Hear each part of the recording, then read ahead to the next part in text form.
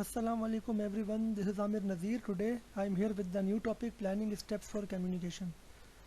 In this topic we will learn the steps which should be followed whenever you want to communicate with your target customer or the person to whom you want to communicate.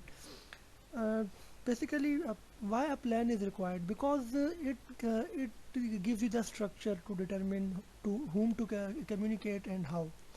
And obviously, you want your communication very effective and efficient, and you want to target your communication accurately. That's why it is a very important topic for you to understand and apply in your business communication.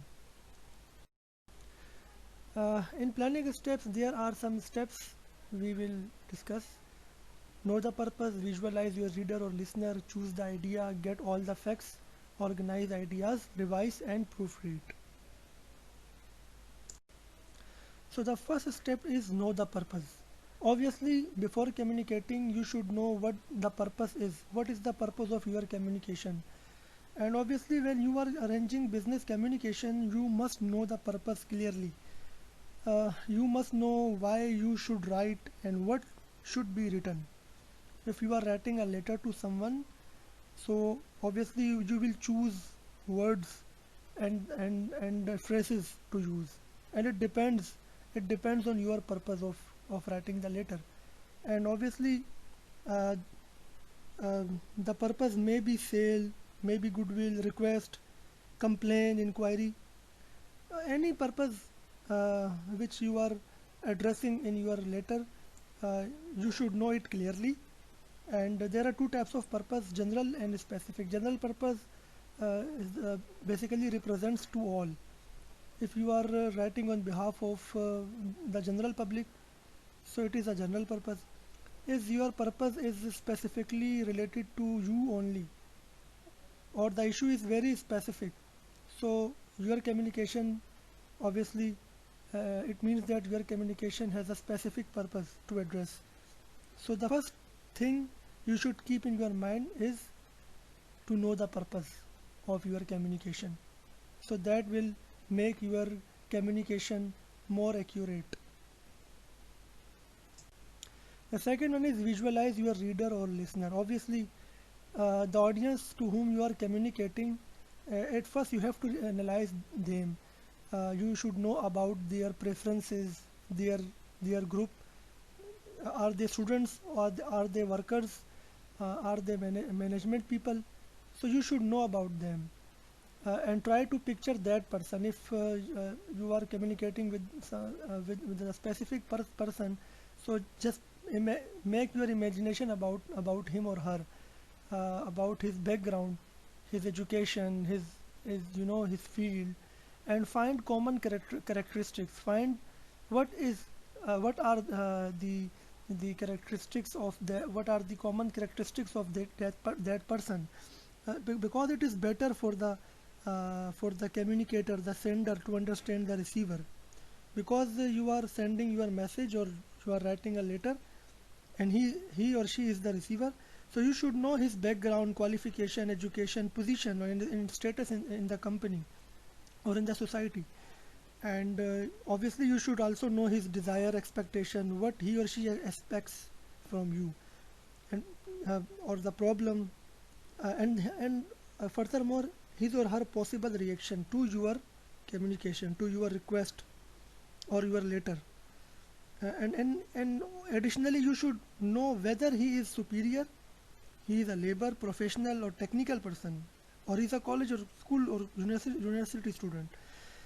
So all these things will help you to choose the uh, right words, choose the right phrases, and obviously um, you will be able to know the structure of the person or of the audience to whom you are communicating.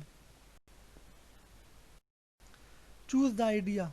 Obviously, uh, what is idea? Idea is what comes to your mind. Then you give your idea words, and then you transmit your words to someone, so it becomes the message.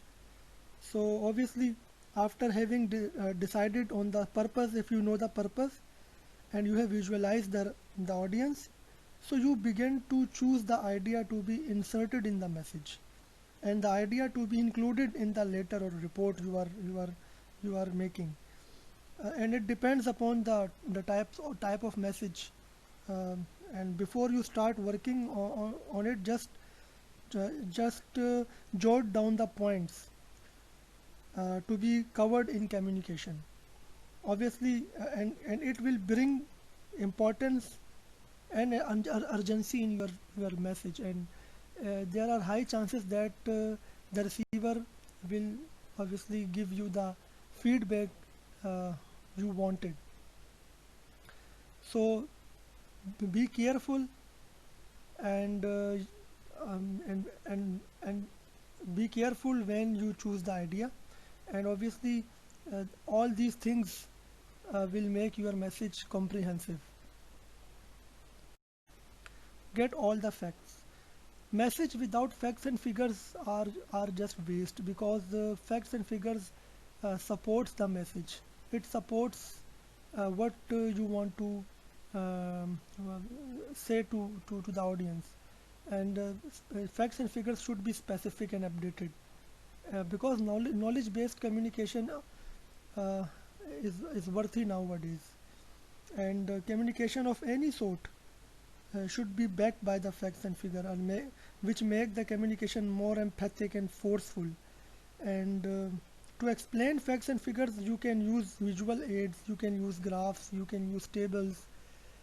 If you want to, you are writing sales promotion letters to the customers, so obviously um, you can you can give the information about your product's price, the quality, and all these things. And if you are presenting in the meeting, in the meeting with the boss, so graphs and schedules will help you there to, you know, uh, they will support you and your presentation. Organize ideas. There are different ideas come to your mind when you are planning to communicate. So your all the ideas must be organized before delivering the message. Your ideas should be concise, clear, and you should be confident on your ideas. And before delivering a message, uh, start self questioning. Question to yourself about the idea, and obviously because once the ideas have been jotted down, they should be properly arranged and organized. Because disorganized writing reflects a disorganized, illogical, and even weak mind.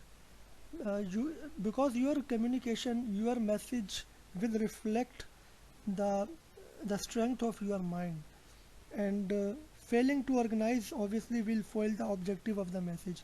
Your objective, your goal of the message will be um, diminished, and obviously you don't want uh, you don't want these situations.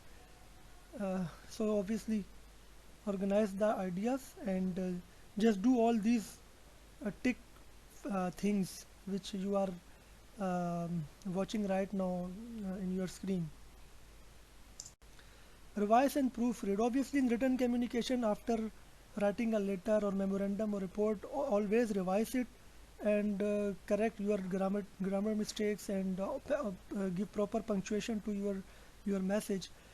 So it will improve the quality of communication, and it will ensure that you have put all the principles uh, into your message. And these principles are 9 C's, which I have discussed in my principles of communication video. Because short communications are easy to transmit.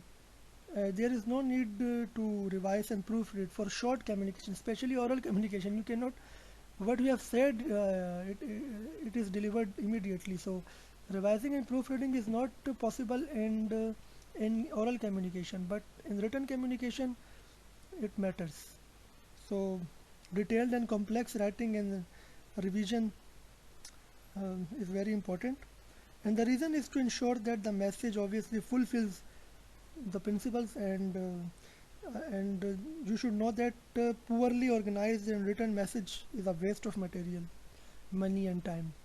So just revise and proofread what you are going to deliver. Before delivery it is very important, and that's it. These are the steps of planning, steps of communication. I hope you have understood the planning steps. So I hope you have liked my video and content so much. अगर आपको मेरी video पसंद आई है और आपने subscribe channel को नहीं किया है, प्लीज़ सब्सक्राइब इट, और इस वीडियो को ज़रूर शेयर करें. This video is for all of you, because communication, effective communication is very important in all the fields. और अगर आपने अभी तक हमारी प्रिंसिपल्स ऑफ कम्युनिकेशन की वीडियो नहीं देखी है तो आप ऊपर स्क्रीन पे आपको लिंक नज़र आ रहा होगा, आपको उसकी विंडो नज़र आ रही होगी, आप उसको क्लिक करके देख सकते हैं. अगर आपने प्रोसेस ऑफ कम्युनिकेशन की वीडियो अभी तक नहीं देखी है तो प्लीज़ आप हम उसका लिंक भी आपको नज़र आ रहा होगा, वो भी आप देख सकते हैं. नेक्स्ट वीडियो में आपसे मुलाकात होगी. अपना ख्याल रखिएगा. अल्लाह हाफिज़.